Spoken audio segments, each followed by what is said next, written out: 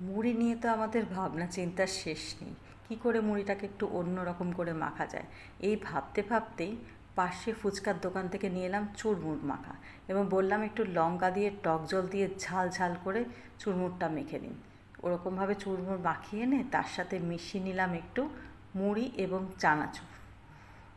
মেশাতে মেশাতেই আর কি একটু টেস্ট করতে লাগলাম। ওয়াও, ভালো একটা সুন্দর গন্ধ বেরোচ্ছিল। তোমরাও কিন্তু এইভাবে মুড়ি মেখে একবার জানাবে আমাকে যে কীরকম লাগে। মাখতে মাখতে একটু মুখে দিলাম, বাহ, জাস্ট বেরিয়ে এলো যে ক্যা বাত, দারুণ মুড়ি মাখা। অসাধারণ লাগলো এই মুড়ি মাখাটা, বিকেলের স্ন্যাক্স হিসেবে তো দারুণ। এবং আমার সাথে যারা বসে এতক্ষণ দেখছিল যে চুরমুর দিয়ে মুড়ি মাখা, তাদের বললাম একটু টেস্ট করে দেখো কেমন। তারাও টেস্ট করে, যে বলার সাথে সাথে যে টেস্ট করে দেখলো তারা বলে দারুণ হয়েছে। তোমরা কিন্তু এভাবে জেনে আমাকে অবশ্যই জানাবে যে মুড়ি মাখাটা কেমন হয়েছে। ভিডিওটা ভালো লাগলে একটু লাইক করো, শেয়ার করো, আর প্লিজ একটু সাবস্ক্রাইব করো।